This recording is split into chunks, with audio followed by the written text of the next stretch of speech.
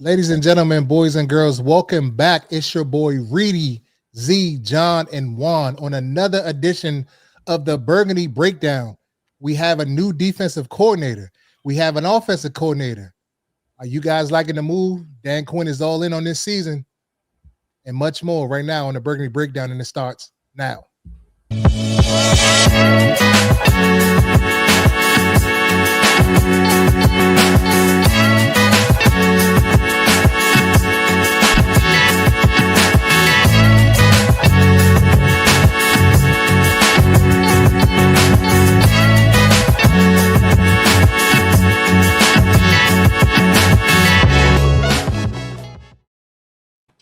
What's going on, fellas? How y'all doing tonight? That was a little shaky, Reedie. I ain't gonna lie. That was a little. I like the professionalism though. I like it. I don't know if that was your media background, but I was just watching a video. They was like, instead of saying you take that slight pause, to let it breathe. I don't know. I like that right there though, because I would have been I say because I'm real, I'm authentic. That's why I do it. You know what I'm saying? I think the book answer. That's what the book answer teach you, Juan, but this ain't the book. This the real world. Okay. You feel me? Yeah. Hey, but nah, man. What's up, everybody out there? You know what I'm saying? Welcome to another edition of the Burgundy Breakdown. We have a new defensive coordinator, Daronte Jones, formerly the DB's coach of the Minnesota Vikings, is our new defensive coordinator. How y'all feeling about that, fellas? Let's start with you, Z. How you feeling? I feel, I don't know. It's still a wait and see, but I would say, a day later, well, actually 2 days later, and actually getting some research and hearing some background, inside information about his style, his character, the type of defense that we should expect, just overall, like what he represents. It makes me feel like we might have got, a good guy that has a lot of upside that we can, look forward to. So yeah, it's still a wait and see, but I'm feeling okay about it. You're not feeling bad at all though. So what about you, John? How you feeling about this hire, man? Are you excited? You know what I'm saying? Like, it's what, 24, almost 48 hours removed since the news came down. Something that's, guys have been kind of thrown out there in the atmosphere on this very show. One of our loyal, viewers kind of put it in the chat a few weeks ago. How you feeling about it, John? I don't overall hate the hire. I think initially when I saw the name, I was like, I got to do my research. When they said Minnesota, I was like, all right, so under the Flores, coaching tree. And when reports came out from Grant and from everyone else, it's like, all right, I got a little research to do. I did the research. Little skeptical because we're getting another defensive backfield heavy guy like Joe Witt did in Dallas, but it looks like it's better results compared to Witt when they did their times in their separate organizations. So I'm going to give it a shot. Two young coaches, OC and DC, now getting their shots. And if this doesn't work out, we know what 2027 is going to look like. If it works out, hey, DQ might be a genius overall. I ain't mad at it. Now, not lasting, but how you feeling, Juan? I first want to say, Reedie, I love the energy tonight. I don't know what happened. It's up. It's the off season. I'm gonna go into that a little bit. Juan, go ahead, Juan. Go ahead. Hey, did your man hit a parlay today or something? Like, he definitely ain't hit no parlay. He ain't sent shit over, so I don't know. He might have. But he told me he back after February 1. So if he snuck a parlay in and he ain't sent it over, I need a cut. But man, first of all, does Daronte Jones got a jersey? Because y'all know how I get behind the hometown guys. I got them Chase Young jerseys in the closet. If he got a jersey, I want it, because when we first made the interview, I was, of course, like, man, who is this dude? Like, didn't know really much about him. But then after we hired him and doing the research and finding out he's from the area, I'm gonna just be honest, I'm biased. I always support people from this area, of course. So he kind of got a little bit of leeway with me in that sense. But then actually looking at his background, unlike Joe Witt Jr., he actually has experience calling plays at LSU in 2021 as the defensive coordinator. He was at Bowie State. He was at Temple as a player. I think Morgan State as well as a player. So he has various stops in different levels of the football. Canadian Football League as defensive coach as well. He coached at various high schools in Louisiana. So he is very well experienced, although this is his first time getting the shot in the play calling duties as the defensive man in the NFL. When you hear him talk, he just brings the energy. I love it. He seems very into it, and like as a teacher, I think he comes very across very well to players, and like he relates to them. He told them, and I know you guys posted it on the Reedie and Z page. Like he told them straight up, hey, if you want to get paid, you gotta touch the football. You know what I'm saying? You gotta get your hands on the football, cause some turnovers, and that's something that we haven't been able to do. He gives me Chris Hurst vibes. I know I loved Chris Hurst when he was here as the DB's coach, so he kind of gives me those vibes. And what if my theory was like Brian Flores knew he was not gonna be to take this job here, but he really came here to throw the oop to his mans? That's my vibe that I get from him. And I know we're gonna get into like the actual analytical part of it and the stats a little bit later on, but just to shorten it up, like that DB room over the past few years under his leadership has been outstanding. So I'm excited, to say the least, that he can hopefully turn his secondary around. So I ain't got no complaints from me. I ain't overly so because we don't know what he is, but it's kind of like David Blau. I'd rather go this super risky route opposed to taking it safe. So I'm all in. Yeah, Pause. That was crazy. Get that out of the way. Hey, yo. I didn't even catch it, bro. Damn, bro. Wow. What'd I say? I mean, I know what I said, but I ain't really. Hit it again, John. Hit it again, John. Hey, yo. That's crazy. Here, I'm gonna try to make sure that people can hear you. Hey, yo. Wow. Bro said, pause. I ain't even catch it. What? She said, Yeah, 2 for 1. Wow. My mother. Kill my hat. Kill my hat. They used to say on the south side. Go ahead. Wow, Go ahead, young. Man, that's crazy. I think I need a timeout. Wow, man. go ahead. Like, go ahead. Nah, but what I was gonna say, like, I'm optimistic. You know, at first when they announced the hire, I was like, Reedie, I'm like, all right. But then when we had Durant on the show yesterday, man, it kind of like closed the gaps and kind of like making me feel a little bit better. And then when you think about the guys he's worked under, like a Marvin Lewis, a Van Joseph, you know what I'm saying, a Brian Flores, Zimmer. to name some of the, Zimmer, some of the guys he worked under, at aggressive defensive play callers I'm always talking, me and Uncle always talking about why we can't be aggressive, why we don't blitz their ass, why we don't like be more aggressive, like send pressure. You got to get these quarterbacks off the spot. You can't give them all this time to just sit back there and just throw the football. And from hearing what he had to say and speak about him, how he is first and foremost a communicator, like the communication piece on the back end, and he is a teacher, and he ultimately like wants his guys to win.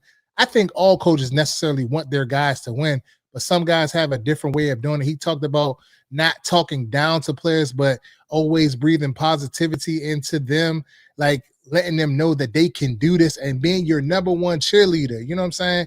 When you do make a play, like it could be something so small. He said it was kind of like a scout team quarterback threw the ball. He intercepted it like a second team player. And he was like the first one running on the field, acting crazy and all this, that, and the third. Like, and he was like, that just spoke big to him and his heart on like how he really feels about his players. And like, so just hearing him like that firsthand account of somebody that played for him in the past, given though it was years ago, and he has probably learned much more and has evolved even more as a coach, just gave me that quiet optimism of like, okay, well, maybe this is the right hire.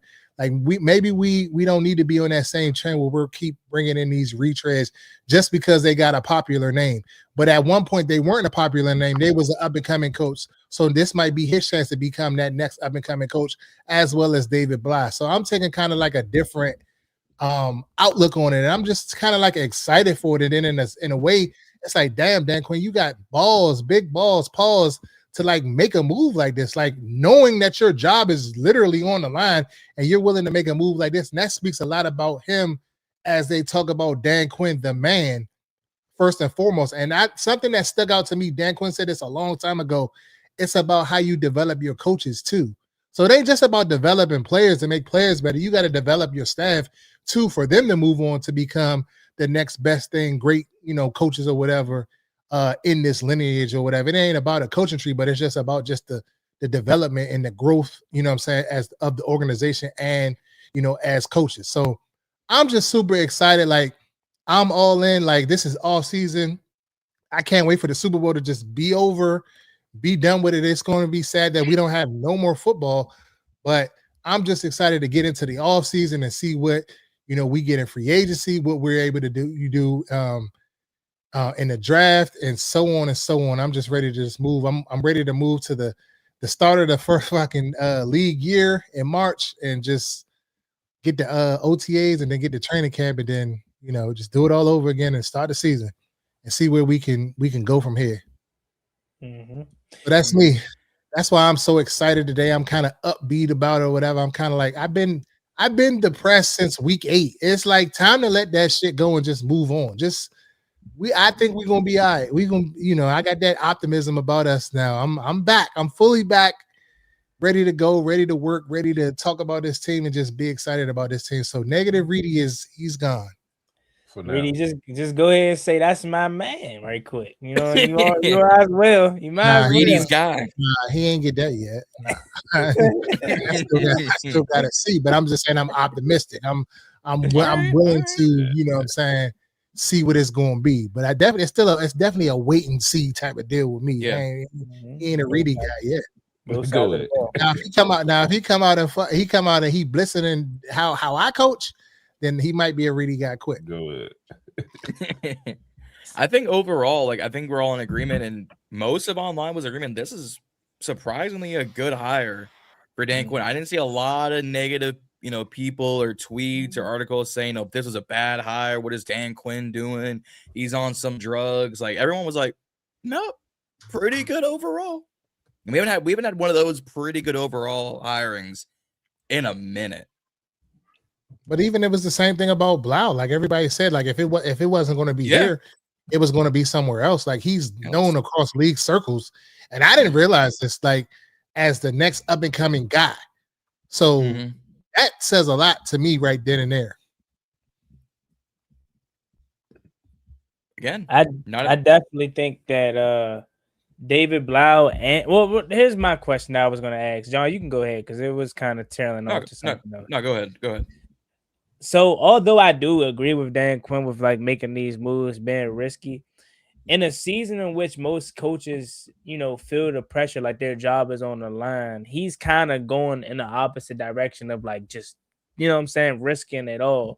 Why do you? And it probably speaks back to what Reedie said about his character. But why do you think he's taking that approach opposed to taking the safer route or doing what other coaches typically do, and which is go with something that they know in a season in which they're basically fighting for their lives? Because again, Dan Quinn is going into a season in which he could be fired at season's end with two guys that he truly doesn't know that well. I mean, of course he knows David Blau, but not on the level of trust like a Raheem Morris or somebody like that. So opposed to doing a comfortable thing, why do you think Dan Quinn is risking it all? I would say, I think he's doing that just to show, one, to stay true to who he is. If I'm going to go out, you look at it in the sense I came in year one and no matter how much you want to give me credit, I turned this culture and this team around and we went all the way to the NFC Championship from a 4-12 season. Yeah, year 2 slipped up. I maybe had some hiccups, probably made some bad decisions, probably, then on top of all the injuries, and we had to suck a trash season. And now it's oh, y'all calling for my job. All right, okay, so y'all want to call for my job and y'all want to act like I only got this 1 year left or whatever. All right, I'm going out my way, period. I want to show y'all what it's about and, stick to truly who it is. So I think he's more so just, channeling in on how he's wired and, going out. Basically, if I'm going to go out in a way that I want to do it, where I feel like I'm being true to myself and I can leave with, with my head high. And then if it does work out, it makes me look even more genius, and it's gonna just inflate or boost everything about me. So I think it falls somewhere in there, rather than being like ego or rather it being, you know what I mean, any other reason. I could dig it. I think for Dan, like if I'm thinking about what Dan would do, is again, if this falls back and does the wrong thing, everyone's gonna get fired regardless. But if this turns out to be a good thing and they keep him around, their Bills can continue in. So once they bring free agents in, draft picks, like, oh, I want to kind of go to Washington. Similar why Luther Burden was so happy that we were in the contention to go grab him. He was like, oh, I want to go play for Jaden. Again, we haven't had free agents or draft picks say they want to come to Washington in a while. And then to AJ's point, him saying, if I'm gonna go out, I'm gonna go out swinging. Well, best case, you develop these guys to be OCs and DCs or head coaches somewhere else. Worst case, they stay QB coach and DB coach or go DC and OC somewhere else, and we got to start over again. To DQ, it's probably a damned if you do, damned if you don't situation regardless, and it's kind of just a flip of the coin. Okay. I mean, is it weird that we find ourselves in this situation? Like, because, and I know this generation is different. We're labeled as the microwave generation, meaning we want results like this, right? Mm-hmm. But opposed to in the past where coaches would get 3-4 years to really, get an opportunity.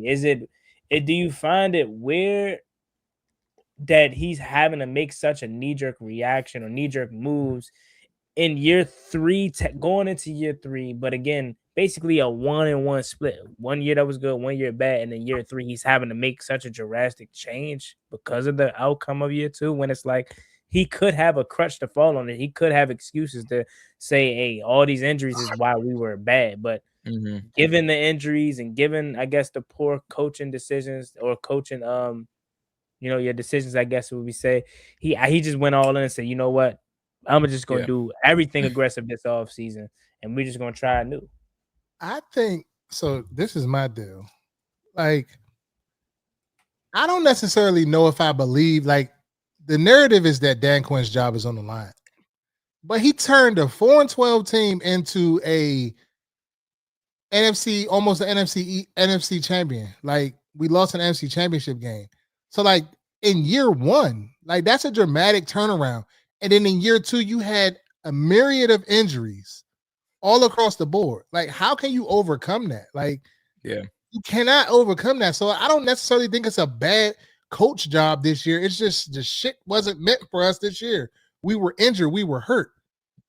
Like, I think Dan Quinn did the best, but I think what it all boils down to is this fan base, and everybody knows Dan Quinn wasn't the number one guy. He wasn't the number one guy that they wanted to come here to be the coach. So now everybody wants to have a shorter rope for Dan Quinn, when indeed he came in, he blew out the expectations that we had for him in season 1. And then we had a bad year in season 2. Nobody could stay on the field. So again, like, if most guys that come in, they get at least 3 years, 4 years. Yeah. After year 3, going into that 4th year, now if you stick it up in that 4th year, you up out of there. Like, but you got to give him more clout, you got to up what he did, because he elevated us with nothing to the NFC Championship game. So that has to count for something, in my opinion. I think. Oh, good. No, you're good. All right. I was gonna say, Juan, to that question, that's the same question how everyone's gonna have, because I'm gonna piggyback to kind of the title for 2 of the channels.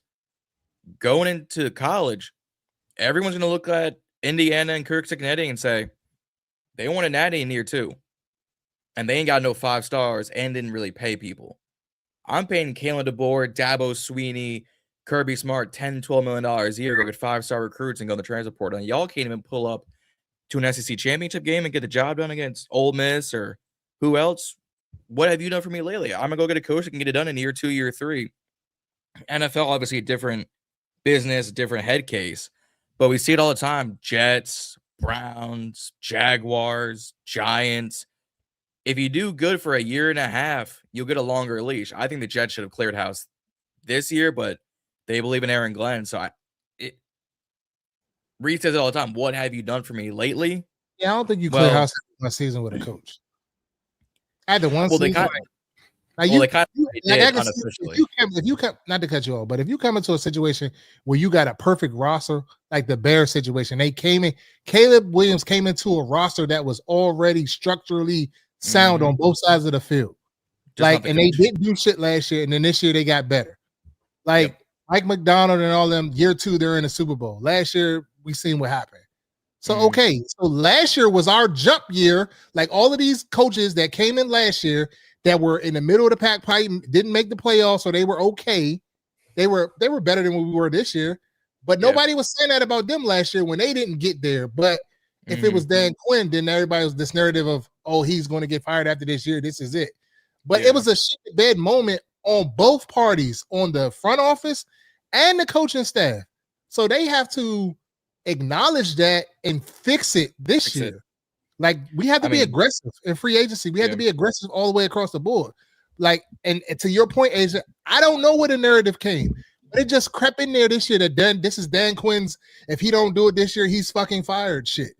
How? He was in the NFC Championship a year before.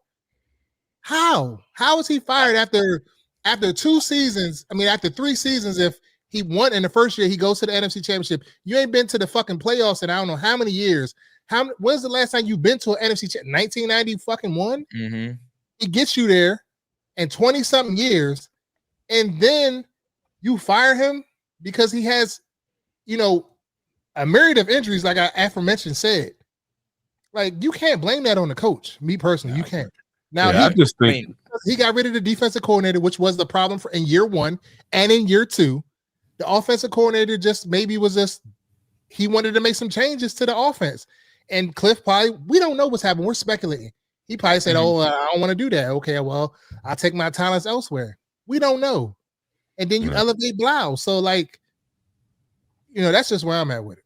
Yeah, not that I would say that I agree that he should be or is on the hot seat or whatnot, but the one thing to look at is that the reason why he catches so much heat is because you literally went from NFC Championship to the fall was just drastic. Injuries, there's many different variables as to why it was happened, but at the end of the day, it was a drastic fall. And they felt like, all right, we need some changes to be made. And like you said, Witt probably was going to go all the way anyway. I mean, they took his job basically mid-season and made it look respectful. So he was gone anyway. But the Cliff shit was probably like, I really believe they went in there on some look, all right, man, of course we want you back, but we want some changes. We need a few tweaks. And he no.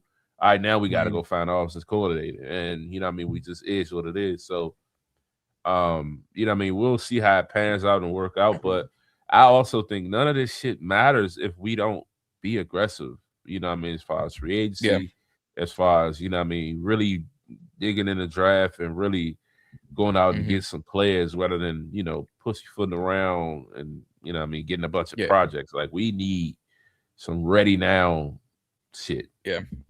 Asia, I will come back to your 2 comments regarding draft stocks because we're gonna start doing as Juan said earlier, the analytics to Daronte being new DC, and then we'll talk about offseason in a bit. John, I got a question though. What up? Did you say my real name? Like, did you say my name? I'm gonna answer your question. Or am I tripping? I think he said Asia. Yeah. Nah. I'm talking about not her comment, but he was like to your question, but I snap he said my real name. No, he said a name. I heard him say a name, Daron or something like that, right? He said Daronte, the DC. Okay. The DC. He didn't say your real name. I don't even know your government name like that. Yeah. I don't even know your name. No, on God, it sounded like you did. Not that it was a problem. I was just curious. I was about to be like, damn, how you know that? Go ahead. You forgot. Hey, you never know. You entered the draft a few years ago, Juan. The military draft. John know about you. Yeah. I saw those conscription papers. I said, "This is a draft too." Go ahead. John. John worked for them people. That's why I see, and that's exactly why I asked him. I know a few things. But anyways, yeah. no, always a good time. No, but going back to our new DC, because I'm pulling up the what Chad said about Minnesota's defense in 2025, and some of this is Reedie I like.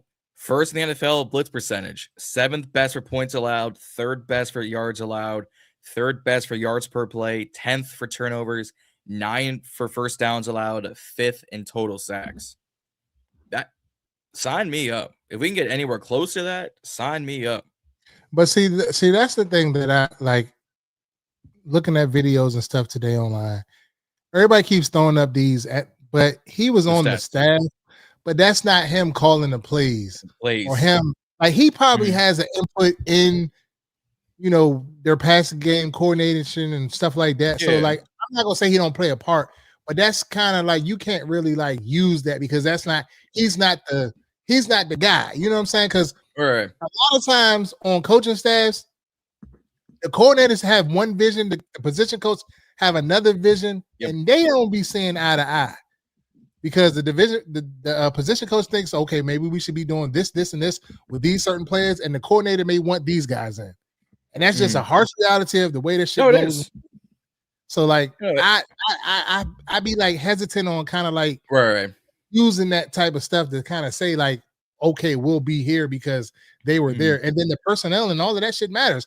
We don't have the personnel nowhere. We definitely don't. We definitely don't have the personnel. That's free agency in the draft process. Reason why I also bring that up is because 100% correct. He is on the staff. He is not DC. But for some of those plays, yards allowed, turnovers, stuff like that, he's got to teach these guys, hey, in your cover zeros, in your cover ones, in your quarters, in your nickels, in your dimes, I need you these assignments, alignments, and responsibilities. So I'm not taking that as 100% fact because obviously that's on Brian Flores and coaching, the whole nine. But I'm not going to say it's a bad stat because if DQ is looking at something and going, he's got potential, I like what he's doing in DC, I'm not going to be saying, DQ don't know what he's doing. DJ is a bad, coordinator. We can't trust this. I'm going to go, all right, I need to look at the overall picture. And this is just the face of that picture. Somebody put up Asia's question real quick. I'm gonna try to define about that the role. Coordinator? Yeah. I mean, every position coach has input in the game plan. You know what I'm saying? So you go ahead. Now I say basically the pass game coordinator is responsible for designing, teaching, and improving everything related to the pass defense. So basically design the pass coverage, ensure coverages align with the fronts, the pressures, the blitz packages, game planning, situational stuff, the work directly with the DBs and the safeties, the bridge between the defensive coordinator and position coaches. So yeah, they do a little bit of it. Sounds like a assistant defense coordinator, low key. Yeah, so like you got a pass game coordinator for your defense that they're going over all of the like pass game shit that particular offense that they're facing runs and stuff like that. So they're putting in like the checks and all of the different match coverages, your basic coverages, all of that shit like that across the board. Then on your offensive side, you still have another pass game coordinator for you that's kind of putting in y'all route concepts and stuff like that y'all look to do. You have your run game coordinator most of the time, which is your offensive line coach. A lot of times they're putting in your runs based off of your zone blocking scheme or your whatever your team likes to do. You know what I'm saying? That's how it works. But every position coach, running back coach, what have you, quarterback coach, everybody has a implementation of shit that's in the game plan that you're going over. So it might be 300 plays, say, in your playbook. You may only fucking bring 25 that's in your script or 50. I'm just hypothetical. I know it's more than that. But that may just be what you're going to do specifically for that week or what have you. If that makes it a little easier to understand. I definitely get what y'all saying. And I understand it. Kind of enlightened me a little bit more than I already knew or didn't know. But I mean, the overall theme or what people were saying when he came here was like, this isn't just your ordinary DB coach. This isn't just your ordinary passing game coordinator, defensive passing game coordinator. This is actually like Brian Flores' his right hand man. So like this is the guy that he leaned on the most to talk, scheme and all this. And he like last person he kind of went to the, hey, is this right? What should we do here? So again, that's why I felt like we already knew Brian Flores was a long shot to come here. But again, I think he really came here to throw the oop to his guy. And he's ready. And I mean, again, and you look at his experience and everything that he's been through, it kind of speaks to that. I know it draws similarities to Joe Witt, but kind of not really. Did Joe Witt even play the game of football? I don't even know. I would assume he did, but I'm not even too sure. This guy, again, multiple college stops as a player and as a coach, 25 years of experience. So, I mean, I like it, man. I mean, I'm not all sold just yet because, again, we have to see. But I just say, look, if he can be anything, a mixture of Brian Flores and himself, because you got to think he's going to take a little bit of what he learned from his time in Minnesota with him. Kind of how we're saying with David Blau. He's going to take what he learned from Ben Johnson and Cliff Kingsbury and kind of combine it into one to create his own thing. Why can't he do that? Why can't the expectation be the same for him? I mean, again, some of the best minds, not in just today's game, but of all time. Brian Flores, Vance Joseph was just in the AFC Championship, and I get it. I understand the weather was horrible, but the Patriots only scored 10 points, right? Drake May did not look good in that game, contrary to popular belief. Like, Vance Joseph is really, really good. Mike Zimmer, we know how good he was. So I think this is a really, really good hire. The next question would be, since Carl Scott was such the favorite and I was a big Al Hurst guy and everything like that, why did they choose him over these other two when they had a clear chance to bring in Carl Scott? I mean, I think it's – oh, go ahead, John. To your point, contrary to what a lot of us were hearing, he was getting looks at other places for DC and other coordinator spots. Dallas was one. I think Green Bay might have been another. So he was a hotter name than Vance Josephs, your Carl Scotts, your Brian Flores's, your Jonathan Gannons, those guys. So for them, it's probably the same thought process they thought of David Blau. Well, if we can get him now and keep him for at least 2 years, grow him, but keep my offense in-house, kill the interview process, and he's learned from well-respected coaches, rather pull the trigger now than in a week from now he gets picked up and that team does 85 Bears levels of defense, and we're sitting here saying, again, like we do it for Abel and McDonald and all these other coaches, man, we go had him. Why we let him go through our doors like this? Yeah, I think I think he did good on the interview. Simple, straight to the point. He did good on the interview, and I think he has experience. He's not like he's a young coach. He has experience. He's coached in the D1 level, SEC. He's coached in D2. He's coached in high school. He's coached at every level. So it's just his shot to get his shot as a coordinator in this league. Some coaches just can get just get their opportunities when they get their opportunities. And I think he's probably aligned a lot with what Dan Quinn wants to do. Dan Quinn traditionally is a defensive line coach. So, some people would say he kind of wants to bring people in. I think, did somebody say that in the comments? Yeah, Agent said it in the comments. Somebody, he wants to marry with somebody that's kind of has that back end. Because if you look at Dan Quinn, he brought in Witt because he marries with the back end. Everywhere Dan Quinn is somebody else that merges the back end with the front end. But you got to have all three levels of the defense. You got your defensive line, your linebackers, and your secondary have to play together. They had to have that synergy together, and that togetherness, and then somebody that's able to bring them all together. And I think their philosophies probably align, and that's why they hired him. I don't think it has nothing to do with not wanting to hire a retread or something. Sometimes people just blow you out the water, their knowledge of the game and what they want to do, and they align with what your core values and what you want to do. You know what I'm saying? As the head coach. That's a good point. That's a good. I think that could be what it is. I mean, we really don't know how these interviews really go. I mean, we can just assume. But it was just surprising because again, the leading favorite that everyone just assumed, oh, they're waiting for Carl Scott. That's why they have, because you remember it was that like week and a half where we just went kind of ghost quiet. No more interviews, no more, But no, real quick, I just want to say this. But like sometimes guys like this that like you really like, and like John said, like he was getting looks from other teams.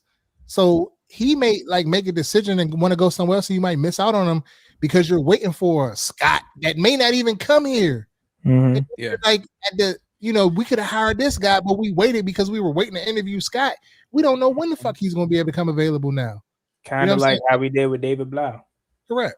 Yeah, I get that. I mean, you look, speaking of David Blau, right? The offense side, like, I don't know if David Blau was their first choice. I doubt he was. But once they realized he started to garner interest across the league, they were like, we'll live with the risk of keeping him opposed to living with the regret of letting him go.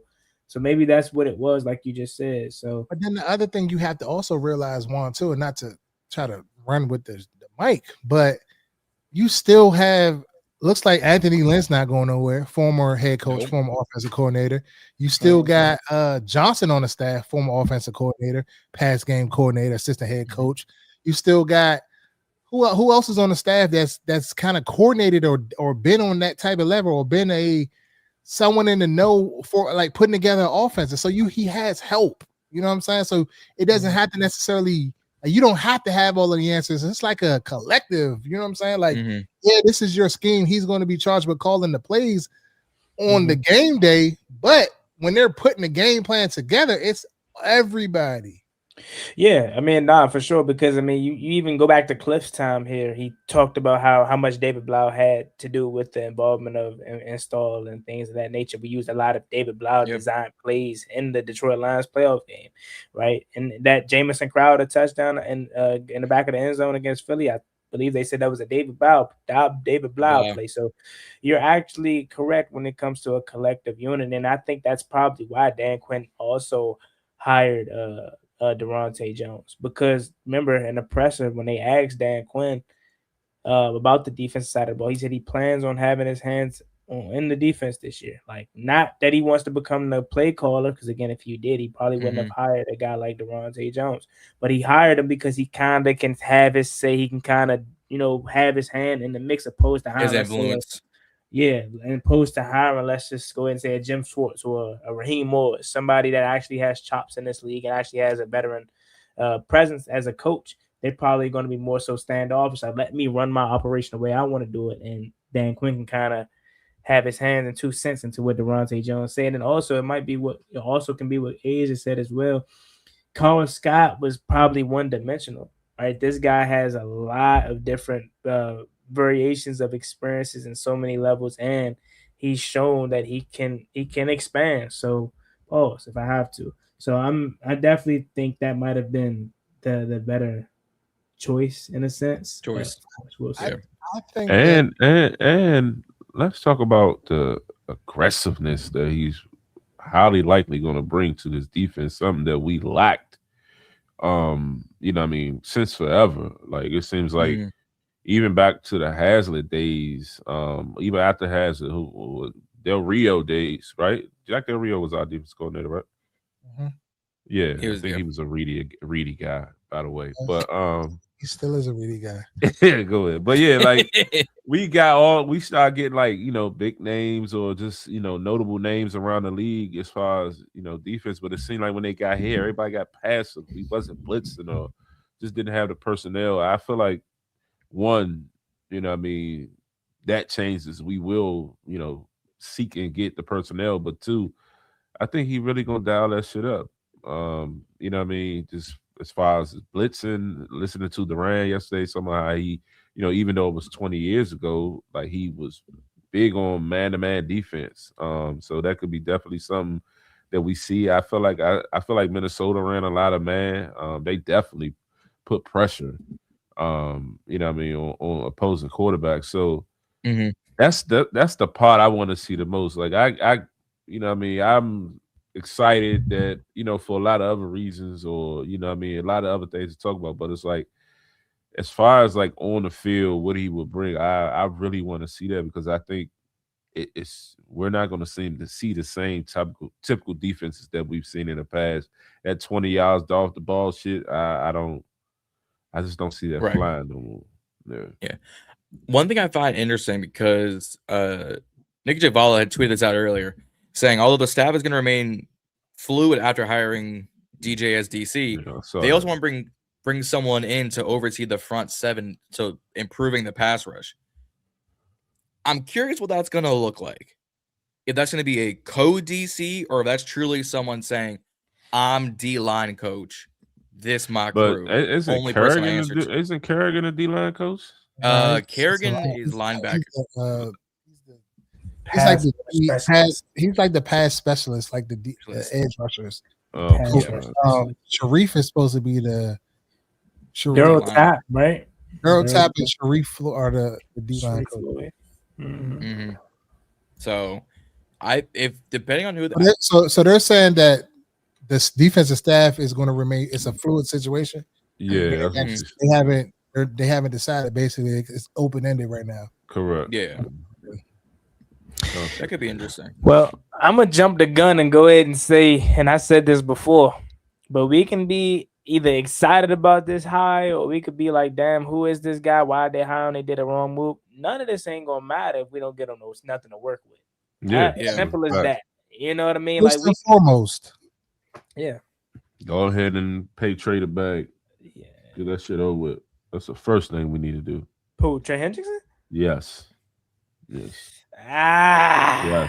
The BIB boys are happy to hear that. I don't know about all that. Yes. Why not? Because it's just because his age. I ain't gonna lie. I know the production showed prior to that. Well, he had the core injury from this year. He gave you 17 sacks with these. It's just his age. Bro, really? Was he really injured, or was this just give me fucked through the season so I get the fuck up out of here? Could be both. Could be that too. Could have been that because they hold him with his money. But yeah. I mean, and then think about it. We see what's going on in the NBA right now. A guy that just came to Washington, he's probably not going to play. Is he hurt for real? Probably not. Trey Young? Right, because they're trying to dictate so they can get a fucking draft pick. So I'm just saying, and that's just an example of he could have been on that type of time. You know what I'm saying? Could be. I don't know. I'm just speculating. I'm just throwing that out there. How often do you need abdominal surgery, core injuries? We're talking about. So. Could be that. I mean, if that's the case, I wouldn't mind it. I just always try to steer clear of these older guys, just because we haven't had recent success with older guys. We haven't had recent success with younger guys either. No guys, younger guys, old guys. Older guys. No success. Take another sip, Juan, because we ain't had no success.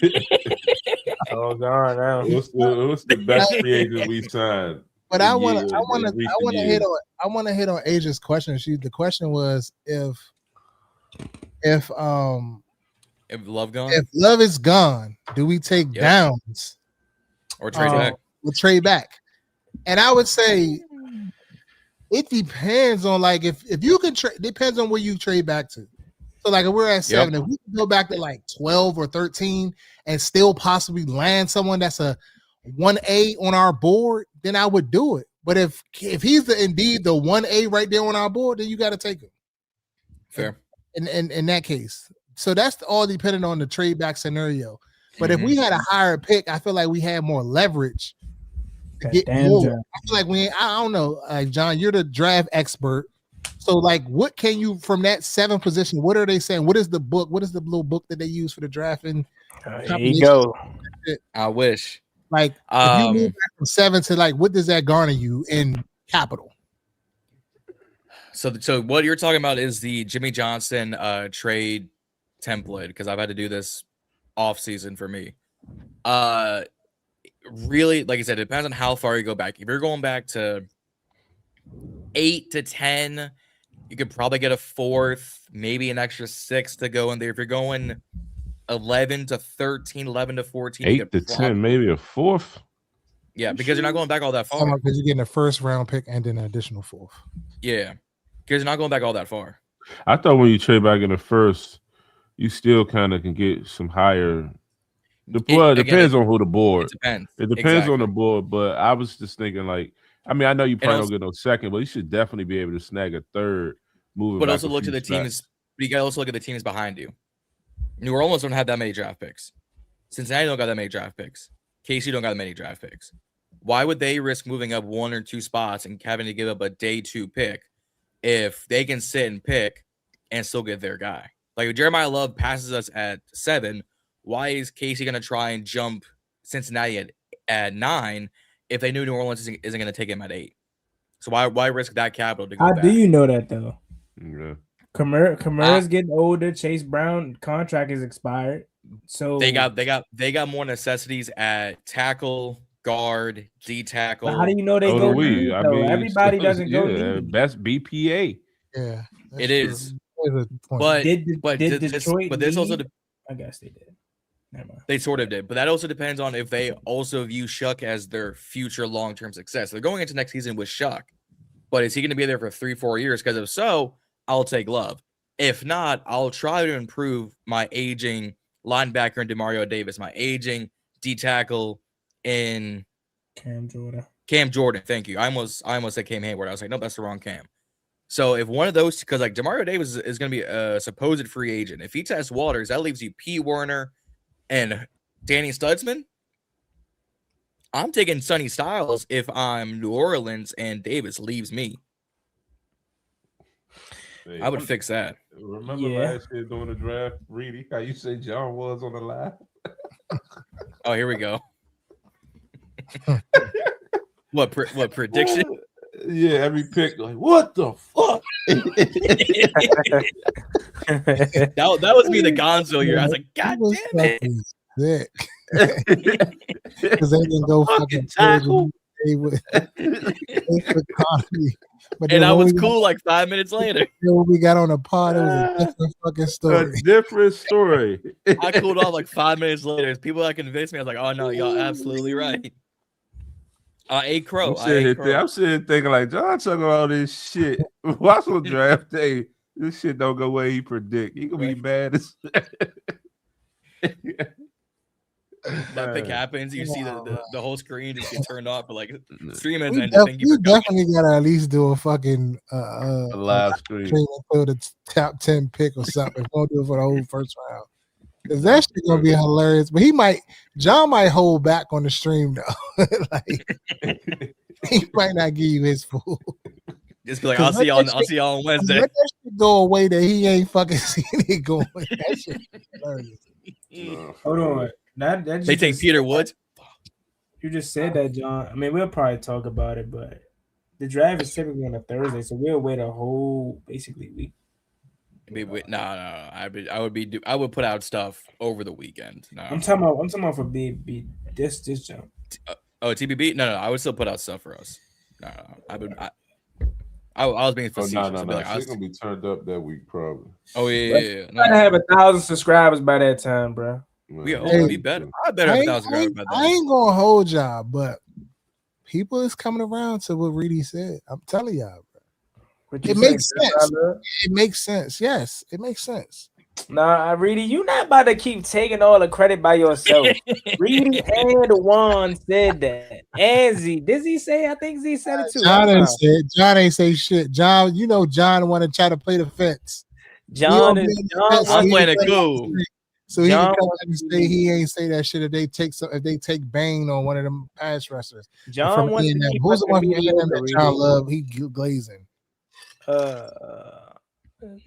You said the one. David Bailey. Bailey. Look, Reedie, John wants to keep us in mediocrity. He wants to continue to draft for need. That's how you end up with Emmanuel Forbes. Did we need a corner to take away the football? You're damn right. But it wasn't him. Go back and watch the BIB live stream. And now everybody's talking about, he's the defensive coordinator. He's a defensive back guy. So this means he takes down. Everybody want to use shit to try to pad their point. Like they said we need to take him. Woo. John, did we need a linebacker in 21? You're damn right. But that didn't mean it wasn't Jamin Davis. It was JOK all day. If we're being honest, like I want to break this down, and everybody in the comments, please help me out with this. Do we really need a box safety? Now, I get the argument on the edge rusher, but do we really diabolically need that we have to take him? People are saying he's better than Hamilton or Derwin James. So he's more than a box safety at the most. I'm going BPA. I told you. I don't care who it is. The best player available at 7 that is going to become here and be a blue chip player. So when we live stream on draft day, I'm going to be excited and happy with whoever. What scheme are they saying that Daronte is going to run? So 4-3 or 4-3-4? 4-3 is what I've been 4-3. Mm-hmm. But if you want to get more technical, they're saying it's like he's going to have more of like a man match scheme. Like kind of how Brian Flores is like he's going to be heavy disguise looks. So a lot of pre-snap movement, or not pre-snap, but post-snap movement. Yeah. So I mean, I'm thinking our personnel is more equipped for a 4-3, but the problem is with all the injuries, we have no true pass rush tackle. We don't got the linebacker depth to warrant a 3-4. You wouldn't consider Daron a true pass rush D tackle? I'm not talking. I'm not talking Newton? Aaron Donald or no Daron Payne. Daron Payne. Oh, Payne would be a defensive end in that scheme. Yeah. I would rather put Newton out on the edge than Daron. Let Daron eat up space in the middle. No. I thought you were saying when you said a true defensive tackle pass rusher. I didn't know you meant like moving him to the end, how we did in the NFC Championship. I thought you meant like rushing from the interior, not moving him. So that's my fault. No. If we go to a 3-4, because remember we originally ran a 3-4 when Allen and Payne got drafted. When Greg Minuski was here, we was in a 3-4. And then when we got, what was it? We went to a 4-3. Once we got Del Rio, we went to a 4-3. Yeah. Prior to that, it was always 3-4. That's how Ryan Kerrigan was able to always drop back and get them interceptions. Yep. So yeah. Oh, but my question is, do we really need to take a safety? Is that the most pressing need that we have? So like people are going to say like that's a talent that you can't pass on. But I'm just taking it from an offensive perspective.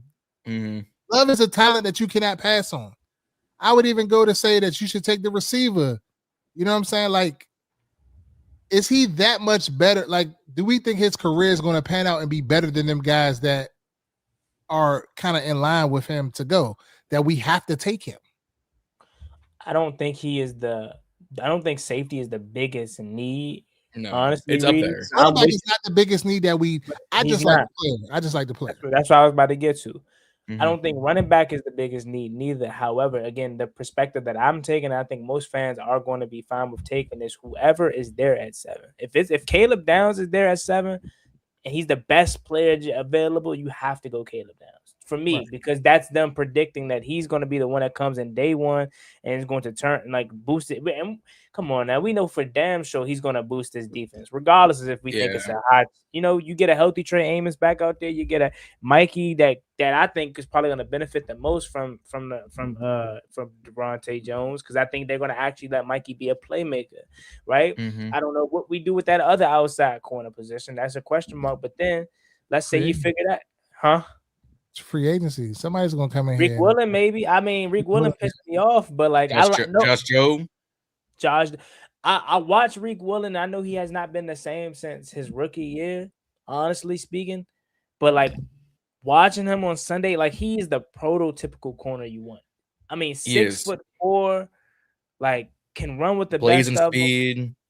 Like pause, lengthy, and like you know what I'm saying. Like he's what you want as a boundary corner. But it's up here that kills him. He shows off. He like that shit was insane. Like I ain't gonna lie, I'm all for like showing off and you know what I'm saying, doing your post out, but to actually like really go to their side, they had no choice. What killed me the most is the ref was letting him get away with it too, right in front of the referee's eye. I was like, all right, 1, 2, 3. you're out. He went for like 10 seconds, and they went, all right, here's your flag. Like, they're letting him get away with it. I think some of these conversations that we having, like, I feel it's a little premature because free agency is going to tell us where we go. Like, as far as like, we'll keep doing all this arguing back and forth. This is and the third, but free agency is going to really set us up for where they're probably going to go or what need they're going to go. So, I mean, we got a while. We got like 2 months. Yeah. I mean, nothing says you also don't. Depending on how we move around the draft, where we don't double dip, we could sign an edge and still draft an edge at the same time, and say we got young depth and veteran leadership for. I'm saying Love at 7 over everybody. That's what I'm saying. That's my stance. But if Love is gone at 7 and Downs is there, you may have to take him, or depending on what else you have on your board that's kind of similar or whatever value wise, if you're going back 4 or 5 picks or something like that, you could still possibly snag him. Because I seen it in a mock draft, I think it was Daniel Jeremiah's the other day, he had him going like 14. Downs going like 14. So, and then you got to think, when the combine and all this shit comes around, these guys get to running these 40s and all of this other stuff, that stock is going to be going up and down, up and down, up and down. It's still early now. We don't do nothing. I mean, but that's what I've been talking about between Twitter and then the next 2 or 3 weeks of content I'm putting out for BIB Draft HQ, because we're having the Senior Bowl and the East West Shrine Bowl in Mobile right now, and we got some of that stuff coming up. Some of these guys are already shooting up boards between content creators, between draft experts. Like, I had a few corners and safeties that we took in our drafts. I've been taking in my drafts in late day three, that I'm saying if I don't get him by round 5, he's long gone. And to your point, the combine's going to do that. The Senior Bowl. The trade back scenario situation is just kind of help us because we're kind of lacking because we don't have no, second round pick. We don't have a second round. Kind of like down the 8 ball on those picks. So we kind of got to try to fill in the gaps. I've been saying for months, though, if you are trying to trade back, this ain't the draft for that. Because it's literally Fernando Mendoza. You will not see another quarterback unless Pittsburgh does a stupid thing until probably the 3rd round. If you want a corner, there's plenty of them. You want a good safety, you can get plenty in day 2, day 3. You want an edge rusher, plenty in day 1 and day 2. You want D tackles, there's a few here and there, but no one's going to be trading up and down the board like we saw last year for quarterbacks or edge rushers. Because there's such a depth at each. Or there's depth at edge, but no depth. And I love Trinidad Chandler's. I love, Nussmeier, Simpson, cool. It's Fernando 1. And then there's a Marianas Trench before the next quarterback that should be taken. So if you're trying to trade down, this ain't the draft for you. I'm sorry. I love me getting extra draft picks and getting my guys. If we do what we did last year and we don't trade down at all, I said this in November, December, January, February. This ain't the draft to trade down, and I'm not gonna be surprised if we don't. I'm with you, John. I'm tired of this narrative of we need to trade down. We done seen Adam Peters with more ammo. Clearly, I'm not gonna say he can't do it, bro. But just because you got more draft picks does not guarantee you're going to hit. You're gonna hit. Yeah. Guarantees more whiffs. So yeah, but that guarantees another opportunity of you drafting Johnny Newton, drafting Ben Sinnott, drafting Luke McCaffrey, drafting Jalen. You know what I'm saying? Those kind of guys, just because you decide to trade back, came Madrano. Well, I'm really speaking more towards that 24 class, if I'm being honest. Yeah. Because the 3 second round picks, I'm gonna say 2 because I think I'm still a big Mikey guy. But Ben Sinnott and Johnny Newton, those guys, they really haven't panned out to this point. So just because you have more picks don't mean anything. That's why I'm honing in on the fact that he has to stay put and draft the best player available. Because if you can't draft with more draft picks and you still can't draft when you're in it, we're not going to be back in this position again. Do you realize we only are in this position because of the injuries?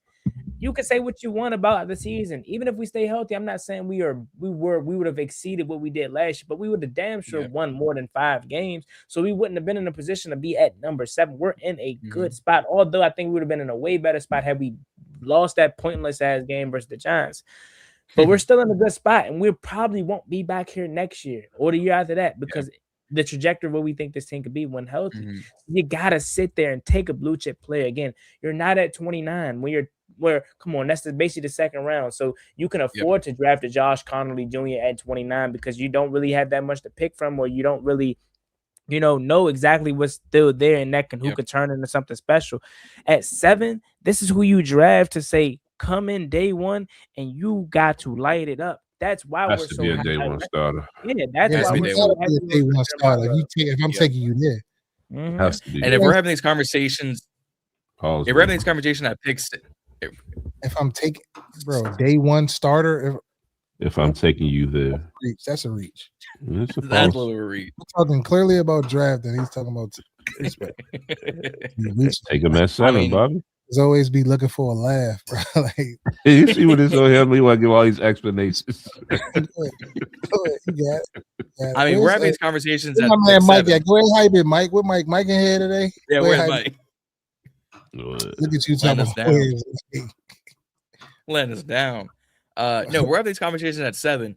If we were picking inside the top 5, we'd be able to, do we risk taking Jeremiah Love at 5? Do you risk Caleb Downs at 5? Do you risk the pass rushers at 5? We're sitting here at 7 in between all that saying the same thing. If we're picking inside the top 5 areas, it pretty much be saying, like, do we take a wide receiver? Do we take cornerback? Do we take edge? Like, being at 7 is a little weird, but to Juan's point, we ain't going to be here again. Neither will Cincinnati. Neither will KC. So they're like, if we're here, might as well take the best player for our team and then just go from there kind of thing. And if we allow Kansas City to get their hands on Jeremiah Love, good night. Do you understand? If we let Cincinnati get him too. Yeah, but Zach Taylor's still their head coach and play coach. That's facts. But Andy Reid, you saw what he did with Isaiah Pacheco. Like, come on now. Like, that's why it's so important to just not even necessarily keep him away from other teams, but you got to take who is there that's the best available. Now, I'm not going to lie. I'm probably leaning more towards Reedie side with, like, at 7, still take Jeremiah Love. But if you got options at 7, like Caleb Downs, Cornell Tate, which I doubt, but Cornell Tate and Jeremiah Love are all still there. You in a pickle. Like, I get it. Like, it's like, shit. Like, who do I, you know what I'm saying? Like, yeah. I mean, granted, this, compared to even, let's say, the past 2 drafts, us being here at 7 and still having some decent guys, because I think a tackle goes inside the top 5. I think a receiver and a quarterback go inside the top 5, and probably Bain at 4 to Tennessee. So if we're sitting here at 7, we have David Bailey, Caleb Downs, Jeremiah Love, Mekhi Lemon, and let's throw Sonny Styles in there for shits and giggles. And it's a good problem to have of saying I got a pick of the litter and I've got a blue chip day one starter off the beat versus at 29 we were last year saying, well, Connolly at 29 isn't much than taking Connolly at 35. It's just value of where you want to go. Like Amos should have been a first round pick. We got him at 61 and I was over the moon for that pick. But if we took Amos at 61, I've been saying hell of a pick, first round talent. We got him at the end of the first round. Call it a day. We got plenty of options at 7. You almost can't go wrong at 7. But if you take like a Peter Woods, and this ain't Peter Woods, if you take a D tackle at 7, I might shut down the stream. I'm just Lane coming around, Asia. Yeah, 2 punt returns this year. Yeah, Lane. I don't think he's a receiver. I think he's a special I like team. him. I think he was taking him like the 4th round. Took him 3rd or 4th round. We took him in the 3rd round. 4th. I don't think he was a bad pick. I think we just overdrafted him. Had you got him in the 6th, 5th round, okay, cool. Because he's going to be amazing for us in terms of the punt return game. Like now, you cannot. Hey, I'm gonna go ahead grab a drink. I'm gonna go ahead go to the bathroom, because at any point in time he could take us to the house. Had he had more opportunities to do that, if the defense would have got some stops, we probably would have seen more. So I don't think there is a place for him on this roster as the starting punt return guy. But as drafting him in the 3rd round, that I'm with Asia on that. Like you should have. Yeah. No, that is a clear. There are some other guys at receiver I would have taken before Jalen Lane. No, for sure. Yep. But I'm just thinking about that, the draft and going with Love, like them love jerseys gonna fly off the shelf. I might gotta get me one. I'm curious what number he would wear though. Would he take one off of Debo? Man, hey, pay Frankie Frankie gonna have to come out that full, man. Frankie gonna have to come out that full. Daniels, Bill, and Love. Debo wouldn't even be here probably. I mean, I would bring Debo back, but everybody else like no. So, but yeah, I'm trying to think what number would fit Jeremiah Love if he couldn't get 4 off Mikey or off of Luvu. Who got 2 again? That might be a dumb question, but I forgot. Lattimore, but he's gonna be gone. But he'll be gone. Yeah, might be 2 then. Two could rock. What if he took 9? Like if we didn't get Kenneth Walker and Jeremiah Love took 9. I'm trying to remember who Sonny got Jurgensen. I think 9's retired. Oh, thank you. 8 one. Thank you. Taking we got 3 again. I forgot. Damn. Will Harris. But we come off like that. We gotta treat some of these dudes how they did in high school, college. You can't be having these sweet jersey numbers. Like some of y'all gotta, Will Hurst one of the y'all guys though. No. I'm not just talking about Will specifically because he was definitely a guy I was rooting for. But like just in general, like how they used to do with the varsity guys, they get the jersey first. You know what I'm saying? Like I think we talked about this before. Yeah, like get Will Hurst 31 or something, or bring back Cam Curl. Cam Curl can get 3. That's my guy. I mean, Bill had 32 in the preseason. It's not the worst number on a running back. It's not. I was pro keep 32. Yeah. I felt like 32. I ain't really like the 22. Yeah, 32 was way more than them to me. 22, that was more so Evan Royster right there. Evan Royster lives 22. Yeah, the 22 is growing on me a little bit though. I mean, I guess, but like that 32 would have set him apart. Because who was rocking? Oh, it definitely would have. Oh, for sure. Kind of like Alvin Kamara a little bit. Like 41 was wild. 41. But like now, Yeah, 41 is Will Blackman all day. With Will Blackman. Oh my God, what a pull. With a pull. That is a pull right there. Look at him. He used to fry me, bro. Like, he was so bad. I mean, I think we're all kind of in the same boat. Like if they took, regardless who they take, as long as it's not like some out of pocket reach, we're not going to sit here and say that's a bad pick. We're probably going to sit here saying, nope, that's a day 1 starter at the end of the day. Like if they took, some of them are somebody gonna come out of this jump and be mad. Oh, for sure. But I hope not. I told you someone will. I hope they let Noah Brown ass take his ass to the retirement home some fucking way. Which you're talking about Brown or Igbenogany? No Igbenogany for sure. Can I make a case that we keep Noah? Please do. I don't know why they get him so long. Yeah, like I mean, he's a young guy, and he's not. We can't even jump off and say he's a Z guy. He's not a Z guy. But I was about to bring out when you was going on his ass. Yeah, he's not a Z guy, but in the sense of like when he get on this, he plays like meaningful downs. Like when he make plays when he's in the game, he steps in. When Lattimore went down, and you had to bump Jones in the lineup, then Jones went down. Noah I had to come. Like he plays solid ball. Like they just for whatever reason don't like him. Tried to trade him before the at the end of camp and all that. Like, and he young, he like 25, 26 years old. Like re-sign this dude, man. Let him do his thing. There are much worse corners to have on this roster than Noah I. Yeah, like he's solid. Rasheed Rice is what they want Lane to be. What is he? What?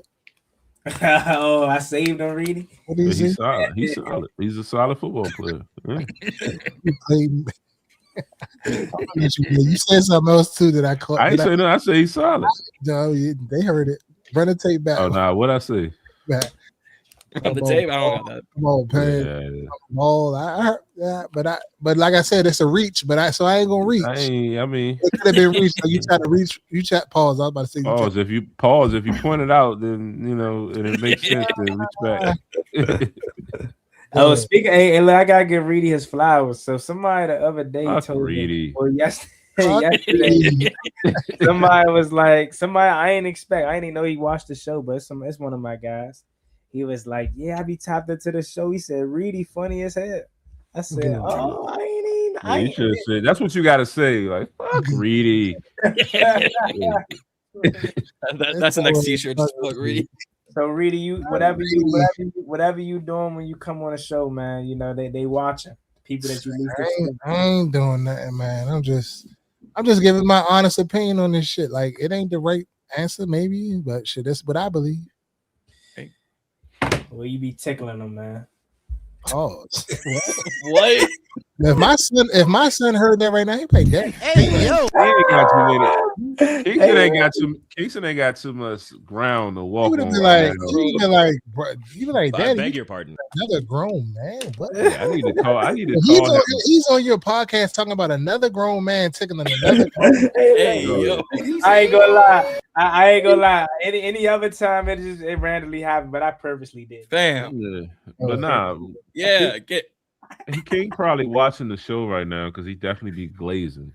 When he fake like he only like the Ravens or whatever, he be glazing, but he ain't really got too much to stand on right now. So after that cone situation. I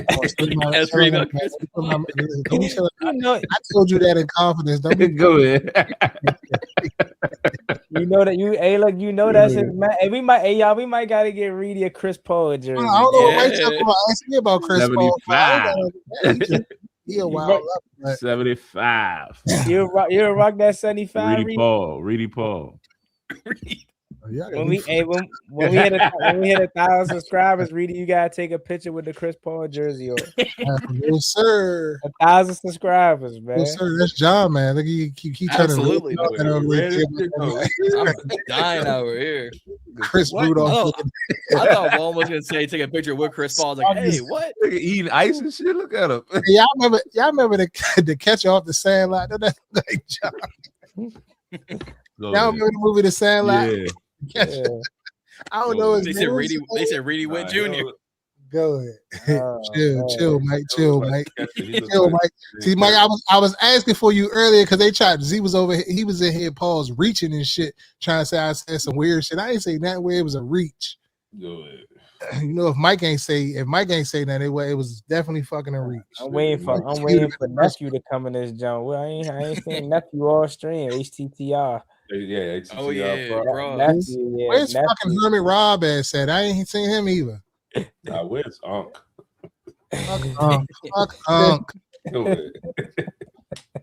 Out of his ass.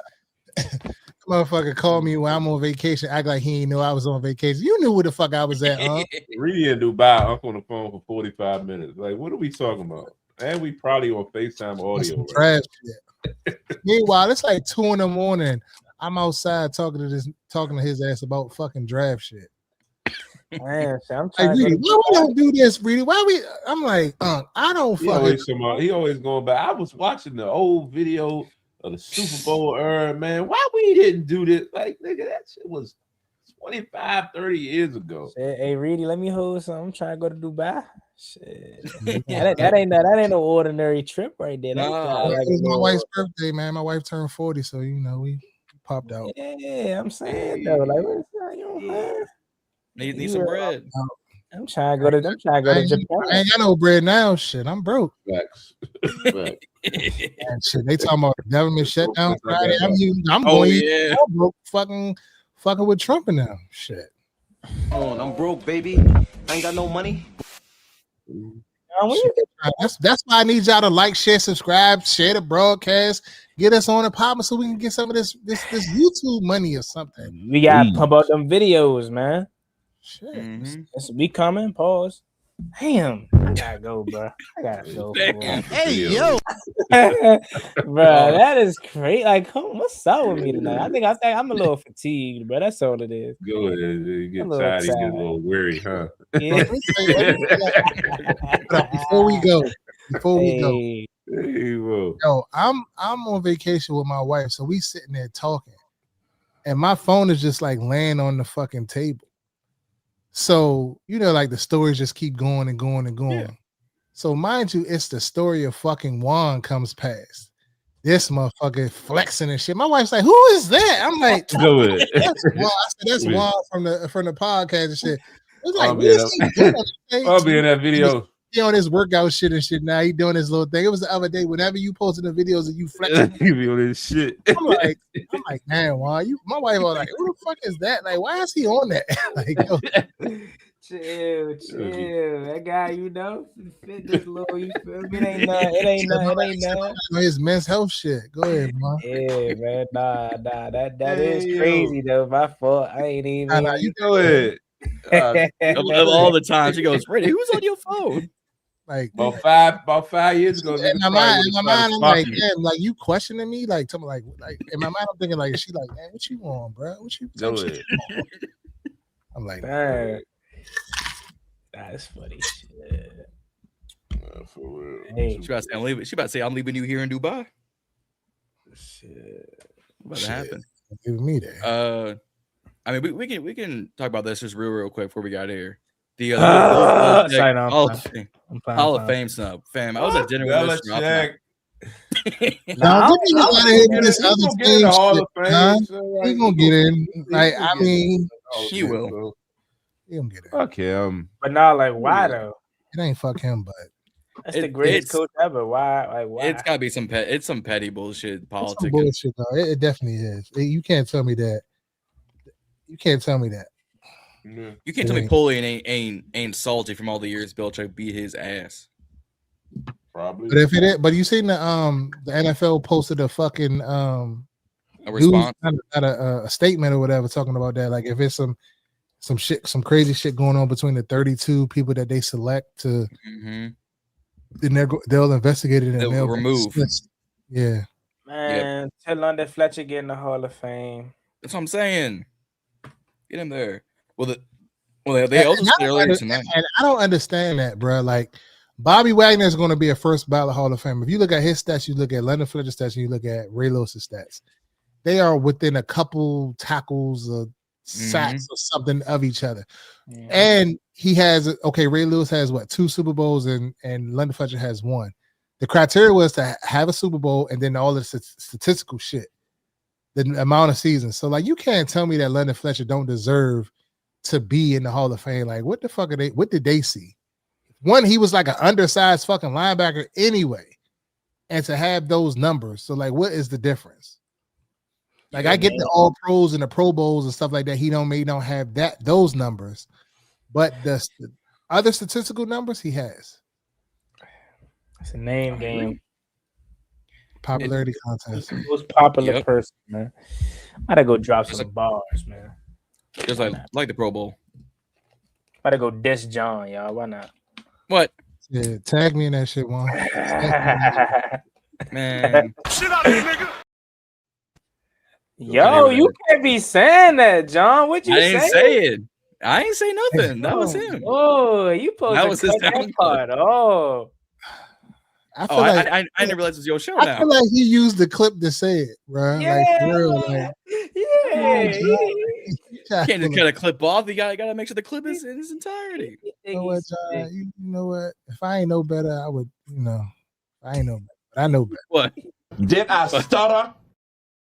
Oh, I knew you was down doing it too. Are you burping, John? Everybody whip John Owens. Go ahead. John said he ain't said. Go ahead. That want me? John said he used the clip to say it full. Go ahead. I can neither confirm nor deny said statements. Yeah. Let's go ahead and get about it. Look, Uncle look like he about to fade into that abyss world. You know, he started about this time. He started getting tired of shit. We ain't gonna be able to make it through the draft like that. Right. We won. Look at that. I had to wake up to hop on the episode. I was asleep. Tired, boss. Shit all day. And I got a cold or something. Definitely past my bedtime. Go at 10:42. Yeah. All right. Well, it was a good episode, fellas. It was nice being back together. We'll be back here at the same time next week to discuss any breaking developments upon this team, the Washington Commanders. I'm Reedie. That's Z. That's John. That's Juan. And if you haven't already done so, please like, share, subscribe, and hit the bell notification. Hit us on all social media platforms. Help John and the Ballin' and Burgundy podcast get to 1,000 subscribers. They are almost there, people. Do your part. Sub him up. Like the Burgundy Breakdown on Instagram, TikTok, and everywhere else. We're on Twitter. We're on. You know what I'm saying? Help us get there. You know what I'm saying? We're trying to pay these bills or whatever. It's free and it's for you. And you damn sure can't get it at Walmart. So just go ahead and do that for us. And we appreciate y'all. And we out of here. Peace. Peace.